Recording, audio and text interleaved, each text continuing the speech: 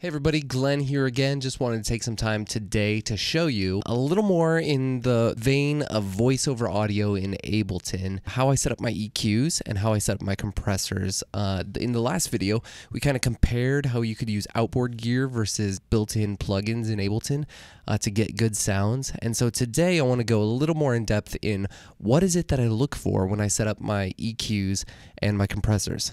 Okay, so back in Ableton here, right now this is the Audix OM2 going through the PreSonus Studio channel. Love those, but we're not going to do that today. I'm going to disable the EQ and compression on the PreSonus Studio channel. So this is the sound that you get with the EQ out and the compression out. So I am going to go ahead and show you then how it is that I dial in sounds for these.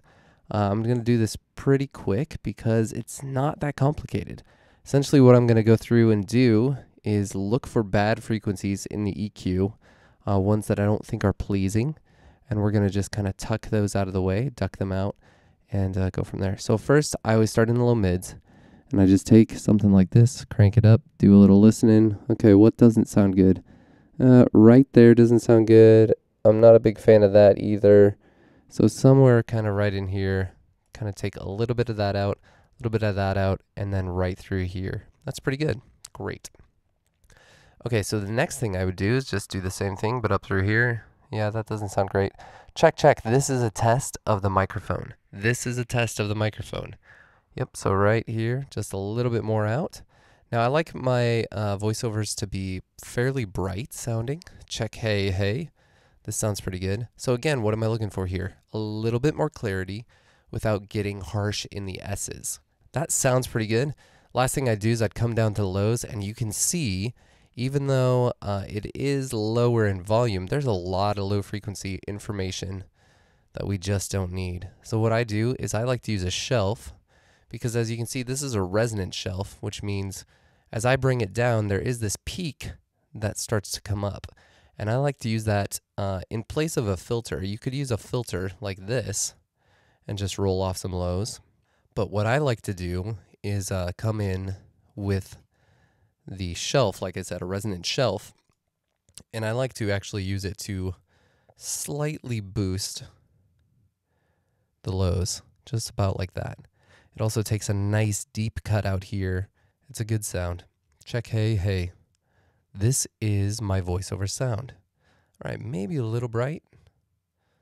Darken that up a little bit. This is my voiceover sound. Okay, great. So now let's see what happens when we start applying compression. Now with voiceover compression, it's good to use kind of a medium attack and a medium release. Sometimes I'll use a fast release. I think I did my last video with a fast release. So there are no hard and fast rules when it comes to doing these things. But these are going to be the settings that I use for today. I'm going to slow it down a little bit on the release. And I like using a ratio of 4:1 just in this glue compressor. It works pretty well. So what am I looking for when I'm EQing? Bad frequencies. What am I looking for when I compress? Overly dynamic sections. So if I really get up on the mic and I talk pretty aggressively versus I'm away from the mic a little bit, you can hear there's a pretty big dynamic difference. So what I like to do is like to come in and just bring in the threshold, dial it down, check, hey, hey, check, hey, hey. This is the voice-over sound that I'm looking for.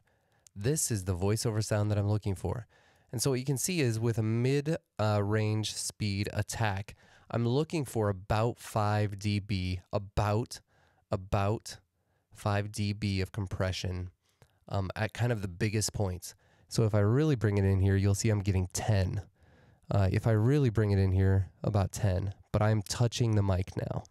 But if I bring it back to kind of my normal spot, I'm getting about 5 dB compression. And this one sounds a little slow. Check, hey, hey. I want it to come back fairly fast so that you don't lose the rest of my words as we're going here. This is the sound that I'm going for. Great. Okay, so now that we've compressed, we've lost some volume. So we'll bring that back with makeup gain. So I'll say we are averaging somewhere around 3 dB, I'm assuming, just based on this very rough meter. So I'm going to boost it 3 dB. And now this is the sound that we've got. Let me group these so that we can do a quick on-off test. This is where we are now. This is where we started. This is where we are now. This is where we started. So you can just tell that things are a little more dialed in for doing a little bit of voiceover. Yeah, so this is kind of the sound that I go for when I'm setting up my voiceover sounds. This EQ curve won't match for you exactly because everyone has a different voice, but you can use these principles of kind of looking for frequencies that are bad, not as pleasing per se, and then dialing in some compression to control some of the dynamics as you're going. That's all you really need. Pretty simple. Hey, thanks everybody for watching. Really hope that this was helpful information. Now you're hearing the sound that we got. It's really quick and pretty easy to dial in a pretty good sound using just the stock plugins in Ableton. And hopefully it's inspiring to you. If it was, I'd love it if you give me a thumbs up. And if it wasn't, give me a thumbs down and tell me why. I'd love to hear what types of things you're looking to see. I'd love to help everybody move forward in their journey with Ableton, with voiceover, with music, with creativity. All of those things are passions of mine, and I'm really excited to be on this journey with you. So again, thanks for watching. If you would, I would ask that you consider subscribing if you like this content. I've got links to some of the products that I use down in the description as well, and I hope to see you next time.